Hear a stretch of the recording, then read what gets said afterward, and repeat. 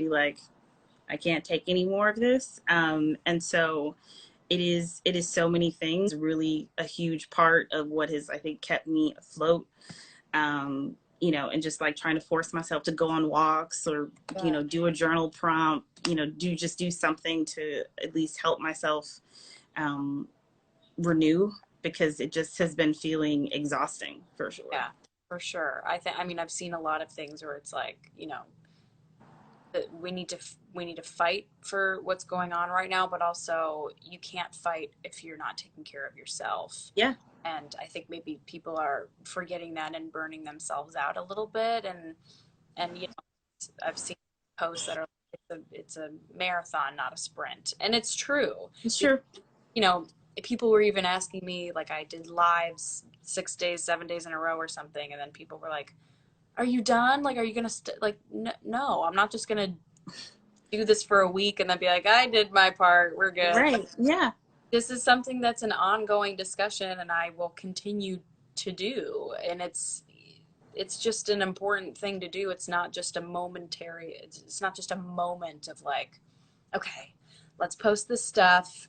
Let's make sure Instagram is full of all this stuff. Right. Then Support these businesses. I can get back to posting my, whatever it is. That was me, like, modeling. Yeah. No, yeah, I got it. Uh, That's yeah, that's exactly how I feel.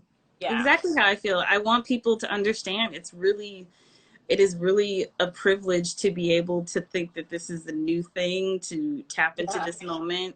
It is sure. really a privilege to not have to, know these things firsthand, to not actually have to be scared for your loved ones, to, not feel helpless. It really is a privilege to be able to separate yourself from these things. And I want people, when you have that privilege, you should be doing even more. That's the thing. Yeah, yeah. I mean, let's talk about that because we did talk a little bit about the idea of a white ally and how, uh, maybe I think Monique Melton, who's I had on here, Mm-hmm. she's a great speaker, and she was posting the other day about how it's not enough just to be like, thinking that you're fighting the fight and then you're done. It's something that is a continued conversation, and it's also a very personal conversation that you need to have with yourself. I think if you're not using this time, this is like you have all the time in the world right now. Mm-hmm. If you're finding excuses, like it's a global pandemic, what are you doing? Like Nothing. if you have not taken this time to reflect on yourself, Right. shame on you is what I say. I feel like I've even before George Floyd, I was really taking this time figure my shit out because I knew I had to. And I did this hard work where I had to reflect inward and like dig up some shit I did not want to dig up and just Mm-hmm. deal with things. And if you're sitting here right now, all the Karens of the world are still, they're hard to penetrate, but like for the young people watching who kind of feel like, well, I did what I could do. It's like I guess what I would say to them, and I want to ask what I would say to them, is just try to reflect inward right now because as you think this is other people's responsibility, it's not. It is your.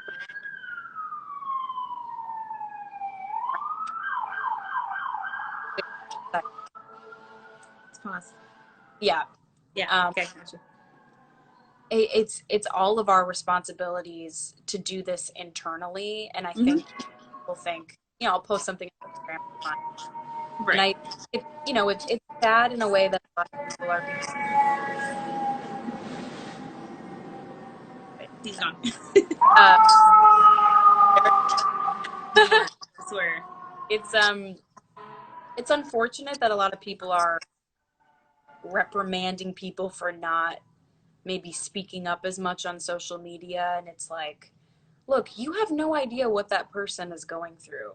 You Yeah. have no idea what that person is doing internally. Like an Instagram post is great, but if that person is actually like figuring themselves out and taking the time to learn and inform themselves. Like, you don't have any right to attack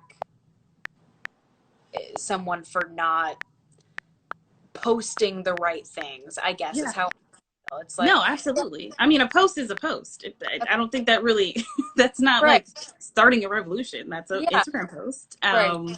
Yeah. No, and I think what people need to realize in a lot of those situations is like you have to look at yourself, but also your inner circle of like, who am I surrounding myself with? Because I think that's a way that people a lot of times think like, well, I'm not overtly doing anything to harm people of color or black people specifically, but I'm like, look at your circle. If the people all look like you and they all think like you, like you're never going to actually understand a lot of these issues that are happening. Like Yeah. if, and I think a lot of examples that people have said, I think are really good tactical things of like, okay, if you got married tomorrow and I was the only black person at your wedding, that's a problem. You should know more than one black person in your inner circle that you really want, that is really part of your day to day thinking of how you develop your values and your opinions about the world. And I think, I can't remember who specifically said it, but it is that scenario of,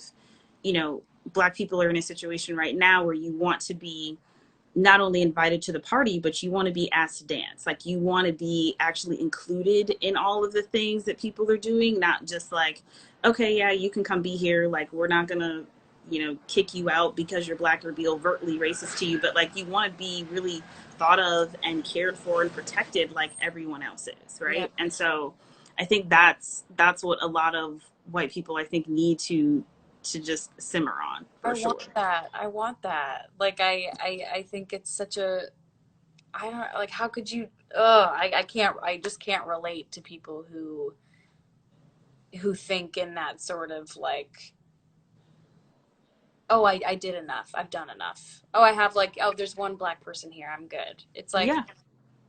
yeah, that's something that's really frustrating for me to see as well, and something that I'm, yeah, I would love to open like I have very few people that I let kind of like in my life on a personal level, just Yeah, because I'm for valid reasons. quite guarded, right? But I didn't, yeah, I'm quite a guarded person, I guess, unless you really are like close to me. But even then, I'm like, I would love my inner circle to be culturally diverse, because there is not enough of that. And I would, it's just something that's really important. And I would hope that, it's going to take a minute for things to change and evolve. But I think the conversations that we're having now, like, I know now that after this movement, I'm going to be such a better mother to my future children than I was ever Hmm. going to be a few months ago. Not Yeah, that I'm pregnant or anything like we're that, not but saying that. We're right, talking right, hypotheticals, right. people. Like, when I'm 10 years down the road, well, I would hope maybe not that long, but anyways, when I'm a mom, it's like I'm gonna have this experience and this time that we went through to educate and pass on what I've learned. And like, Hmm. that's what I think is so important about all of this, is like, if you can take this information, process it, actually act on it, work on yourself, educate yourself, and then implement what you've learned Yeah, to a future generation, the world will be different. the world will be different. And the old white people who refuse to change will be gone eventually. Yeah, And they will yeah, be replaced with a generation of people who are more understanding, more empathetic, more passionate, more yeah. fired, just more educated. And I think No, that's a beautiful thing. And it's like, I'm fired up for the future generations and for our generation to be like, look, we're learning, we're evolving, we're adapting, we're educating ourselves, and it's, the future is so bright because of that. And I think that's yeah, such, it really is such a beautiful thing to like see my friends sitting around and talking about how important this is, and be like, yeah, like, this is just really like a beautiful movement that we're all a part of, and we're on the right side of it, and we're, right. yeah. No, I love it. I mean, it's been obviously like such a emotional time, but I love seeing everyone really join into this conversation. And I mean, yeah, like obviously we're such huge fans of you at Teen Vogue, and I'm so happy that you're passionate about this and want to have these conversations, because that's a really big deal. A lot of our readers look up to you, and you know they're obsessed with Riverdale, and they're emotionally invested in the show as well. And so it is like you're changing lives in doing this, Lily, and that really is important for you to know. Thank you. That's really sweet. I feel bashful, and it's hard for me to take any kind of credit because this is truly just like a learning process for me just as much as it is for everyone else. I just so happen to have a lot of people who care, who are follow my face, you know, online. That's why I'm like, yeah, let's if you're gonna, you know, take pictures of my face and like be obsessed with my show, I'm gonna try and go out of my way to make it so when you're following me, you're learning something from me, and Yeah. you can take positive away from that experience of being a fan of mine. So, I mean, that's, I guess, kind of how I've looked at it. But I also just have really enjoyed. It's just been so educational and humbling and wonderful to talk to so many people over the past 2 weeks, and to talk to you and to talk to the future people that I'm going to be